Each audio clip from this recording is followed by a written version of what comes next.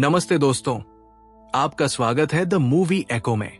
आज हम बात करेंगे 2024 की एक साई-फाई हॉरर मूवी डिस्टेंट के बारे में। कहानी की शुरुआत में एडी नामक एक व्यक्ति नींद की कैप्सूल में अलार्म से जाग गया। अभी ये नहीं समझ पाया कि क्या हो रहा है कि उसे कृत्रिम बुद्धिमत्ता से लैस मार्क 4 अंतरिक्ष सूट में डाल दिया गया और तुरंत उसे बाहर इजेक्ट कर दिया गया। आदमी को तब पता चला कि उनका आर्कटिक प्रकाशन यान उल्का के टकराव का शिकार हो गया है। जहाज की संरचना में विनाशकारी क्षति आई है। हजारों प्रकाशन श्रमिकों को बाहर इजेक्ट कर दिया गया।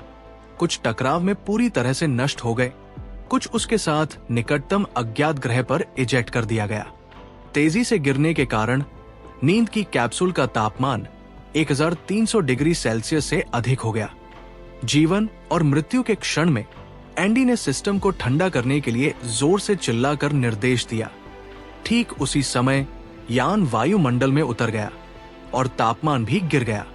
एंडी सफलतापूर्वक उतरने के बाद जैसे ही नींद की कैप्सूल से बाहर निकला, जहाज का निचला हिस्सा उलटने लगा और अनजाने में उसके अंतरिक्ष सूट को काट दिया।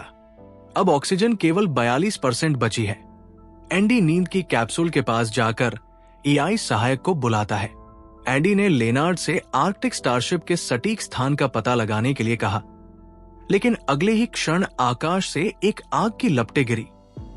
ध्यान से देखने पर पता चला कि वो बीजिंग उपभोग यान था। जैसा कि अपेक्षित था, यान दुर्घटनाग्रस्त हो गया। दूर से एक शक्तिशाली धक्का आया जिसने एंडी को कुछ मीटर दूर फेंक दिया। सौभाग्य से एंडी को कुछ नहीं हुआ। एआई सहायक लेनार्ड ने बताया कि बिलीसी यान ने पृथ्वी से 2.4 लाख ट्रिलियन किलोमीटर की यात्रा की है और डेस्टिनेशन अभी भी बहुत दूर है। वे जिस ग्रह पर है वो एक अज्ञात ग्रह है। इस अज्ञात ग्रह से जल्दी से निकलने के लिए उसने संचार प्रणाली खोली और चिंतित होकर अपने साथियों की स्थिति की तलाश की, लेकिन उसे किसी साथी से कोई प्रतिक्रिया नहीं मिली। और एआई सहायक लेनार्ड ने कहा कि इस ग्रह पर केवल पृथ्वी के तुलना में 2% ऑक्सीजन की मात्रा है, जो मानवों के सामान्य श्वास के लिए पर्याप्त नहीं है। यदि तुरंत उपयुक्त ऑक्सीजन स्रोत नहीं मिला तो सभी जल्द ही दम घुटने से मर जाएंगे। ये सुनकर एंडी के मन में घबराहट हुई। जल्दी से उठ खड़ा हुआ और ऑक्सीजन खत्म होने से पहले एंडी अपने घायल शरीर को खींचते हुए अजीब पत्थरों से भरे वीराने में कठिनाई से आगे बढ़ा। लेकिन चारों ओर धूल भरे वातावरण में उसके अंतरिक्ष सूट में भी कुछ गड़बड़ी दिखाई दी। जब एंडी ये सोच रहा था कि अब क्या करना है, तभी दूर से एक नीली रोशनी दिखाई दिया। एंडी ने देखा कि ये उसके साथी द्वारा भेजा गया बचाव संकेत है। तुरंत उस प्रकाश स्रोत की ओर बढ़ा, लेकिन कुछ पहाड़ियों को पार करने के बाद एंडी अंततः एक दुर्घटनाग्रस्त क्षेत्र के पास अपने एक साथी की नींद की कैप्सूल मिली। एंडी जल्दी से साथी के निशान की तलाश में आगे बढ़ा, लेकिन उसे केवल एक ऑक्सीजन कैप्सूल मिला और अगले ही क्षण उसका साथी अचानक उसके सिर के ऊपर से गिर पड़ा। पूरा शरीर कठोर, आंखें बंद, ऐसा लग रहा था कि वो काफी समय से मृत था। मृत साथी को देखकर एंडी चौंक गया। जल्दी से नींद की कैप्सूल से बाहर भागा। ऑक्सीजन बैग क्षतिग्रस्त हो गया था। ये निश्चित रूप से एंडी के लिए संकट में और भी कठिनाई बढ़ा रहा था। एंडी निराशा में मुड़ गया, लेकिन नींद की कैप्सूल पर एक चौंकाने वाला खरोंच था। इस समय एंडी ने जीवन के लिए कोई आशा नहीं रखी, बस इस अज्ञात ग्रह पर बिना किसी उद्देश्य के चल रहा था। जब वो थकान के कगार पर था तो उसने देखा कि पहाड़ी के नीचे कोई जीवित है। ये चौंकाने वाली खोज एंडी को फिर से सक्रिय कर गई और वो तुरंत उसकी ओर बढ़ा। थोड़ी दूर पर एक आदमी जिसका नाम ड्वेन था, एंडी को देखा। उसने तुरंत अपने काम को छोड़ एंडी की ओर बढ़ा। ड्वेन ने अपना परिचय दिया और कहा कि वो एक संचार इंजीनियर है जो बचाव संकेत भेजने वाले उपकरण को स्थापित कर रहा था। ड्वेन ने कहा कि केवल हुए दोनों जीवित बचे हैं। फिर उसने एक चौंकाने वाला सच बताया। यान की दुर्घटना कोई दुर्घटना नहीं थी। असल में मुख्यालय ने यात्रा के मार्ग को कम करने के लिए अब अवैध रूप से मार्ग को बदल दिया था, जिससे यान यात्रा के दौरान उल्का के टकराव का शिकार हो गया। और इस प्रकार यान की दुर्घटना इस समय दोनों की समस्या ये है कि उन्हें पृथ्वी पर लौटना है। ड्वेन ने कहा कि इंटरपोलेशन उपकरण का उपयोग किया जा सकता है, लेकिन पृथ्वी पर इंटरपोलेशन के लिए 8 महीने का समय लगेगा और बचाव 2 साल बाद ही पहुंचेगा। ये सुनकर एंडी का दिल जैसे बैठ गया, लेकिन एक छोटी सी संभावना अभी भी बाकी थी, तो इसलिए उसने इंटरप्रिटेशन डिवाइस लगाने की काम में लग गया। लेकिन जैसे ही वो मुड़ा, एक काली छाया तेजी से गुजरी और तुरंत ड्वेन को ले गई, और एंडी को इस बारे में कोई जानकारी नहीं थी।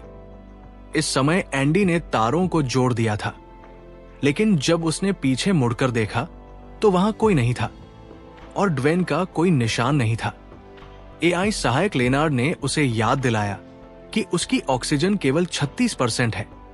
यदि 4 घंटे के भीतर ऑक्सीजन की आपूर्ति नहीं की गई तो वो दम घुटने से मर जाएगा। सिस्टम ने जांच की यान की दुर्घटना क्षेत्र के पास एक सप्लाई कैप्सूल्स है, जहां एंडी को आवश्यक ऑक्सीजन मिल सकता है। इस आपूर्ति स्थान तक एंडी को 3 घंटे की यात्रा करनी होगी। इसका मतलब है कि यदि वो ड्वेन की तलाश करता है तो वो संभवतः रास्ते में ही दम घुटने से मर जाएगा। थोड़ा सोचने के बाद एंडी ने पहले बचाव संकेत भेजा, फिर अकेले सप्लाई कैप्सूल्स की खोज पर निकल पड़ा। लेकिन अभी ज्यादा दूर नहीं चला था। संचार प्रणाली में एक महिला की आवाज आई। उसने कहा कि वो यान की प्रशासक है, जिसका नाम नाओमी था। उसने कहा कि नींद की कैप्सूल के उतरने के दौरान एक चट्टान के टुकड़े से फंस गई थी। नाओमी को एंडी की मदद की जरूरत थी। एंडी तुरंत नक्शा खोला नाओमी की लोकेशन का पता लगाने के लिए, लेकिन नाओमी की फंसी हुई जगह सप्लाई कैप्सूल के बिल्कुल विपरीत दिशा में थी। यदि वो नवमी को बचाने जाता है तो उसके पास ऑक्सीजन की आपूर्ति करने का समय नहीं होगा। हालांकि नाओमी ने कहा कि उसके पास ऑक्सीजन की सप्लाई है। अज्ञात सप्लाई कैप्सूल की तुलना में एंडी ने अपने साथी की खोज करने का निर्णय लिया। एंडी ने थोड़ी दूर चलने के बाद देखा कि आगे का वातावरण खराब है। यहां तक कि एआई सहायक ने भी उसे चेतावनी दी कि ये जगह जीवित रहने के लिए उपयुक्त नहीं है, और आसमान भी तेजी से काला हो गया। एंडी केवल रास्ता तय करने के लिए खोज लाइट चालू कर सकता था, और इस समय नाओमी ने पता लगाया कि एंडी के सामने 100 मीटर की दूरी पर एक डिफरेंट क्रीचर उसे ट्रैक कर रहा है। इस समय एंडी ने दूर से अजीब आवाज सुनी, एंडी। उसने बंदूक उठाई और उस दिशा में देखा, ये कहते हुए कि वो लड़ाई की तैयारी कर रहा है। इस समय आसमान में एक विस्फोटक प्रक्षिप्ति हुई और आसमान में रोशनी फैल गई, जिसने तुरंत सामने के क्रीचर की आकृति को रोशन कर दिया। स्पष्ट रूप से वो विशालकाय आकार का था और वह उस क्रीचर से दूर पीछे की ओर भागने लगा, लेकिन क्रीचर उसे लगातार पीछा कर रहा था। क्रीचर ने एक धक्का देकर उसे एक दरार में गिरा दिया, पर क्रीचर लगातार उसका पीछा कर रहा था। लेकिन क्रीचर का विशाल शरीर उसे दरार के अंदर नहीं आने दे रहा था। एंडी केवल आगे की ओर दौड़ता रहा, लेकिन अचानक उसके पैर फिसल गए और फिर एंडी एक ढलान से नीचे गिर गया। इस समय वो जमीन पर लेटा हुआ था। उसे ऐसा लग रहा था जैसे उसका पूरा शरीर टूट गया हो। लेकिन अगले ही पल उसने एक और चौंकाने वाला दृश्य देखा।